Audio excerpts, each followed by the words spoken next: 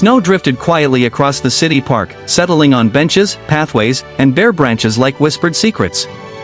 Victoria Hale sat alone on a wrought iron bench, her knees crossed neatly, gloved hands resting on a leather folder balanced atop her lap.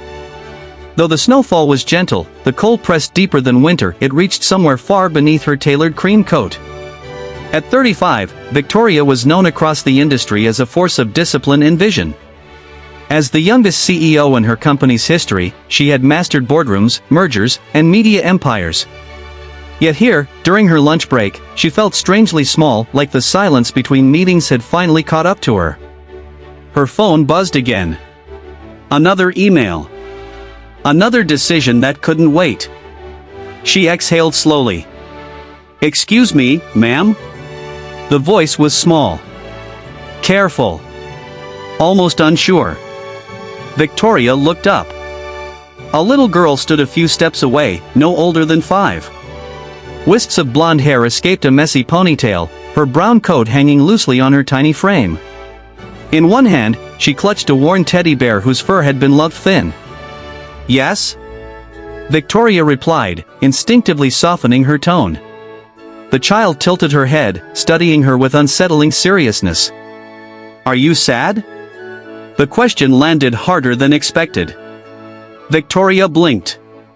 "What makes you think that?" The girl shrugged. "You look like my daddy does sometimes. Like you're holding something heavy." Victoria felt her throat tighten. Before she could respond, the girl added, "Are you lonely?" The word echoed. Victoria hesitated, then nodded faintly. "Sometimes." The girl smiled, not brightly, but with understanding far beyond her years. "I'm Sophie," she said, lifting the teddy bear. "This is Mr. Bear." Victoria smiled back. "I'm Victoria." Sophie glanced toward another bench where a man paced while speaking urgently into his phone. His shoulders were tense, his voice low and exhausted. "That's my dad," Sophie said. "He works a lot." "I know how that is," Victoria murmured. Sophie shifted closer, lowering her voice. "I don't have a mama." Victoria's breath caught. "She's in heaven," Sophie continued matter-of-factly. "Daddy says she watches me.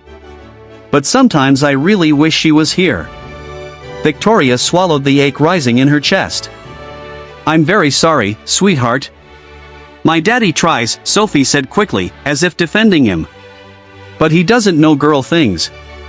And he's always busy." She hesitated. Then came the question that would change everything. "Can I spend one day with you?" Victoria stared. "Just one," Sophie rushed on. "You could be my mama for a day. We could do girl things. Ice cream. Talking. I promise I'll behave."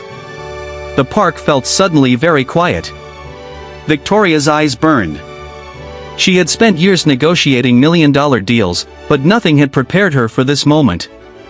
"Let me talk to your dad first," she said gently. Sophie's face lit up like sunrise. Together, they approached the man on the bench. He ended his call abruptly, guilt flashing across his tired eyes. "Sophie, honey, I told you." "She didn't bother me," Victoria said calmly, extending her hand. "I'm Victoria Hale." James Wilson shook her hand cautiously. "She asked something very important," Victoria continued. James frowned. "What did you ask, sweetheart?" Sophie looked up hopefully. "I asked if I could spend one day with her." James froze. "I'm sorry," he said quickly. "That wasn't appropriate." "It's okay," Victoria interrupted. "I understand why she asked." James studied her, conflicted. They sat together. Sophie between them. Victoria spoke honestly about her career, her birthday that morning, the silence of success without connection. James spoke of loss, exhaustion, and trying to be everything at once. When Victoria finally said, "What if this wasn't just one day?" both father and daughter looked at her in stunned silence. The snow kept falling.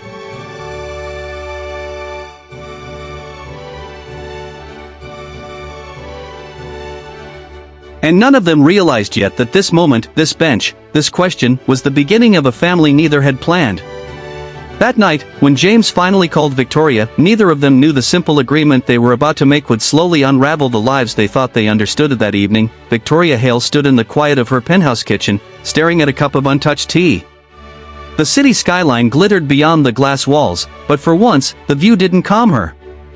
Her thoughts kept circling back to a small girl with curious eyes and a question that refused to let go. "Can I spend one day with you?" Her phone buzzed on the counter. James Wilson. Victoria hesitated before answering. "Hello? Ms. Hale." "Victoria," James corrected himself awkwardly. "I hope I'm not calling too late." "No," she replied. "I was expecting your call." There was a pause on the line. "I've been thinking about what you said today." "About more than one day." Victoria leaned against the counter. "I don't want to cross any boundaries. But Sophie clearly needs something neither money nor schedules can fix." James sighed deeply. "She's been asking questions I don't know how to answer. About her mom. About why other kids have someone to braid their hair or walk them to school." "And you're doing the best you can," Victoria said softly. "I know," he replied. "But sometimes best still isn't enough." They agreed to start small. One day together. No cameras. No expectations. Just time. Saturday morning arrived quietly. Victoria waited outside a modest apartment building, dressed simply, no designer heels, no tailored suits. When the door opened, Sophie burst out first. "You came," she squealed, running forward and hugging Victoria's legs. James followed, startled by how easily his daughter trusted this woman. "She's been counting the hours." Victoria smiled. "So have I." Their first stop was a small cafe.